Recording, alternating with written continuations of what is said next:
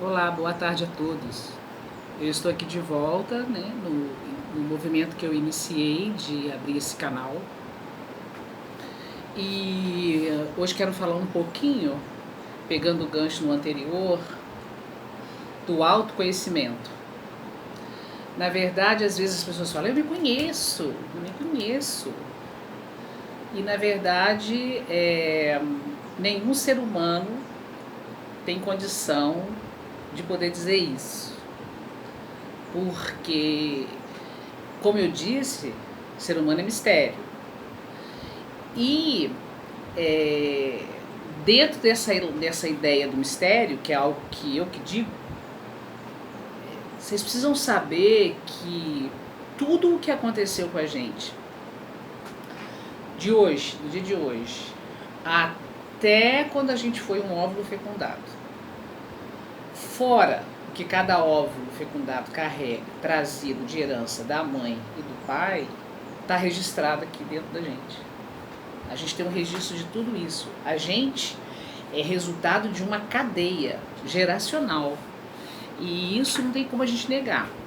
Às vezes a gente fica se pegando só na questão do DNA. Ah, eu tenho isso, eu tenho essa doença, meu pai tinha, vamos investigar, é hereditário, é genético. Mas no meu entendimento e de outros autores e estudiosos, vai muito além do nosso entendimento, sabe? Então, a forma como a gente se manifesta, eu vou falar a gente o tempo inteiro, porque eu vou estar falando de mim e de vocês, que estão me ouvindo, né? A forma de entendimento que a gente tem do nosso autoconhecimento é com base naquilo que para nós é consciente. A palavra é essa mesmo, é consciente. Então, eu tenho consciência de que sou assim. Eu tenho consciência de que eu tenho esse talento. Eu tenho consciência de que eu tenho esse defeito, essa limitação. Mas a parcela do nosso plano consciente é pequititica assim. É dentro da lógica do iceberg. O iceberg, da pontinha dele está ali para fora do mar e ele tem 2/3 para dentro do mar. Então a lógica do aparelho psíquico é exatamente essa, assim. A gente conhece, sabe, tem consciência desse tantinho aqui, mas esse tantão aqui é o resto do nosso arquivo pessoal. Eu gosto sempre de dar um exemplo daquele filme Todo Poderoso, porque naquele filme Todo Poderoso, número 1, né, o ator que recebe o poder de ser Deus, que troca com Deus, ele, no caso o ator não, o personagem, ele encontra com Deus num galpão, numas crises que ele vai tendo de governar, né, a vida, e ele chega e encontra o arquivo. Só o arquivo, num galpão enorme. Aí ele pergunta para Deus, porque é Deus de verdade, o que é isso aqui?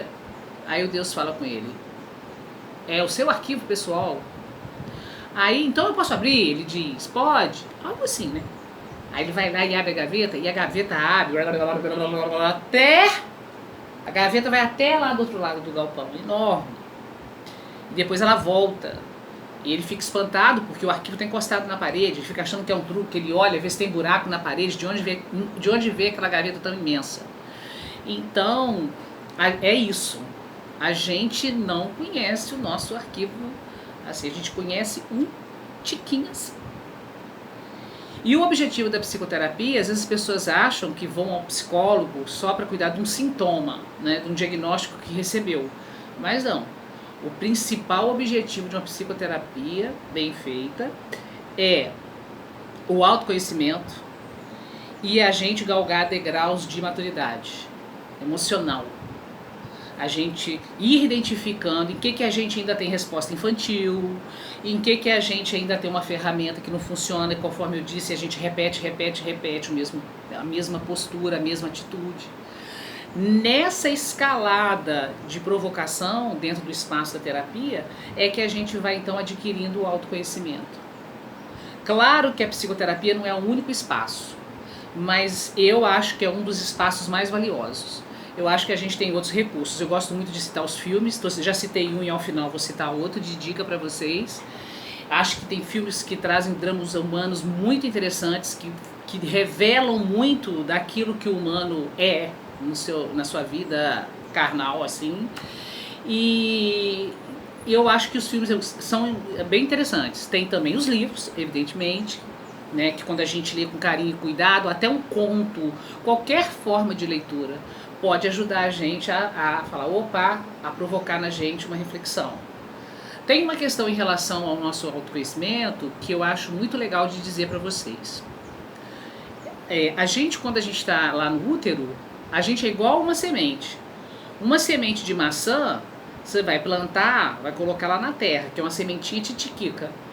E ela ali dentro tem a potência de uma árvore, que vai dar um monte de frutas. Né? Então, a gente é assim, no útero, logo que a gente nasce, a gente está naquele estágio de início ali. Então, a gente tem uma potência para a gente se desenvolver, para a gente virar uma árvore cheia de galhos e dar frutos. Mas essa potência aí passa a depender não só da bagagem que a gente trouxe, mas também do terreno que a gente está nascendo, do em volta, que em geral é família, escola, as instituições, sociedade.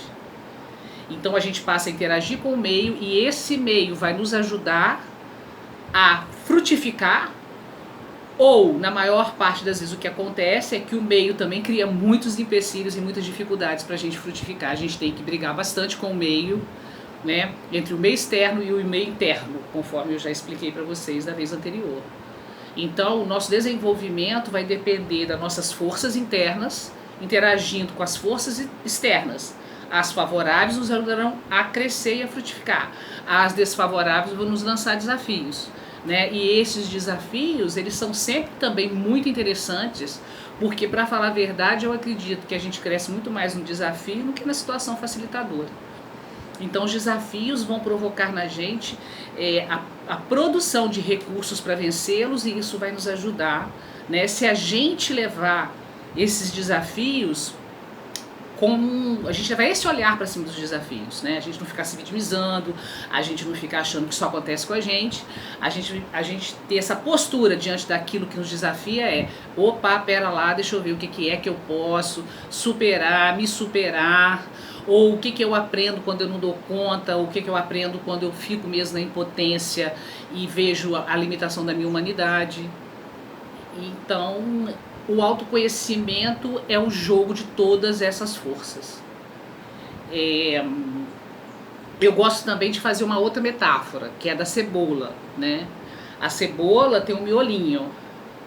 Aí o miolinho é como se fosse a nossa potência ali, o nosso eu, o nosso ser, com S maiúsculo.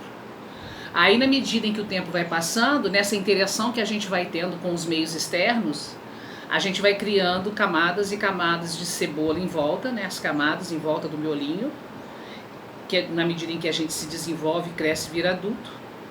E essas camadas, elas protegem o miolo, mas elas também o oprimem.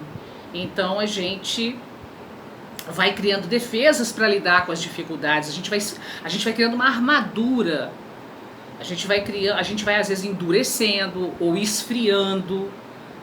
A gente vai criando um jeito, ou ficando 100% o tempo inteiro desconfiado de tudo, né? Ou muito fragilizado, que qualquer coisa nos abate. A gente vai criando defesas ao longo da vida para a gente poder dar conta do recado do viver.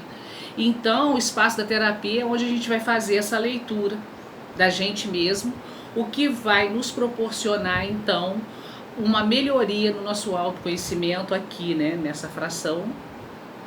E quanto mais a gente vai se conhecendo, mais a gente vai tendo realmente a nossa potência na nossa mão para a gente poder ser autor da nossa vida. Eu vou deixar uma dica sobre essa coisa do que a gente vai se tornando, né, distanciando da nossa potência inicial, lá da sementinha, num filme que é até do Walt Disney, chamado Minha Vida, com Bruce Willis. É um filme que já tem tempos, mas é evidente lá, sabe? Você começa a ver o personagem no início do filme. Quem já assistiu talvez não tenha colocado esse olhar que eu vou passar agora. Ele é uma pessoa mal-humorada, fechada, truncada, sozinho, né, bem sucedido financeiramente, e tem uma profissão que é consultor de imagem, que é uma profissão em que ele analisa a parte mais externa da pessoa. Então, se o sujeito é candidato político, ele faz análise de qual roupa que a pessoa tem que vestir, que cabelo que a pessoa tem que ter e tal, se tem que trocar a cor dos olhos para angariar, né, o sucesso e angariar a aceitação nessa sociedade. Ele trabalha com isso. Mas logo no início, ele tem um encontro com um pai com o qual ele não mantém relação alguma, e a partir dali ele começa a desenvolver alguns sintomas, que aí vocês vão lá ver, e ele, inclusive, ele encontra com o eu criança dele, que se personaliza no filme, vira um menino de verdade. E ali ele interagindo no diálogo com esse menino de verdade que ele foi, ele descobre as raízes lá de trás, portanto ele volta mais próximo ao miolo do porquê dele ter se tornado uma pessoa assim, dura, carrancuda, infeliz. E isso traz uma grande mudança. Notem que a forma como ele começa o filme, ele tem uma expressão, e a forma como ele termina o filme, ele tem uma expressão totalmente diferente. Então fica aí a dica, tá bom? Mais uma vez agradeço, em algum momento eu volto, tá? Tchau!